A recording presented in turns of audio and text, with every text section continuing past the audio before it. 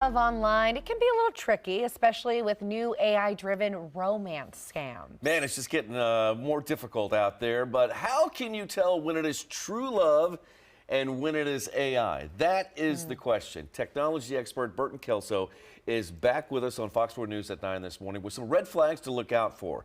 Burton, great to see you once again. Good morning. Good morning. Great to have you back. Yes. So tell us some of the scams that you're hearing about online these days. The first one that we're going to talk about always makes me laugh, but it's a real serious one, but it's called pig butchering. And so the idea is that criminals are treating the victims like pigs. They're basically stuffing them for the slaughter. So the idea is that you meet someone online, they flatter you, they make you feel comfortable, but then they set you up for the scam, meaning that they try to introduce you to some financial scam like Bitcoin or some other investment scam. And so they're basically fattening you up for the kill because once you're flattered, then you trust this criminal and then you give out all your financial secrets and then you're done for. Oh my gosh, I've seen this storyline one too many times. That is so sad. On 90 Day Fiancé and all these other TV exactly, shows. yes, yes. Is there a certain demographic that's more susceptible to these scams? Everyone thinks that romance scams are geared towards the elderly, but everyone's a victim because you've got people that are on online dating sites, you've got people that are on social media.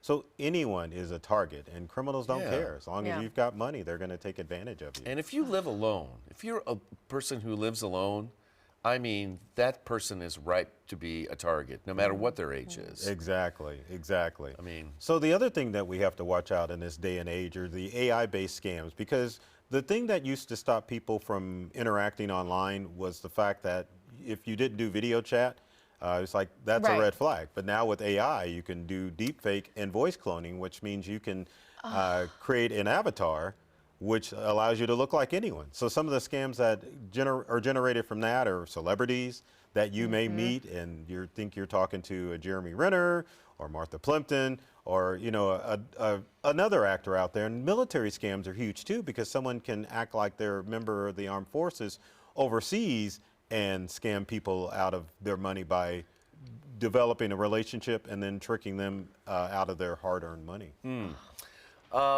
Burton, what tips do you have for us users out there to look for these AI scams that are out there? Well, for deep fakes and voice cloning, what you want to do under video conferencing is to make sure that they move their face around, because with the AI avatar, you have to stay still or have limited movement in order for it to be effective. But if you ask the person to put their hand in front of their face, it disrupts the mask, and then that way you can tell if it's a real person or not.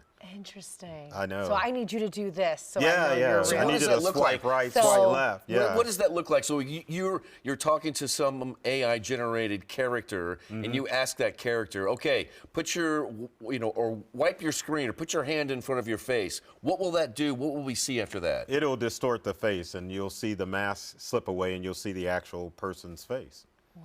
Yeah.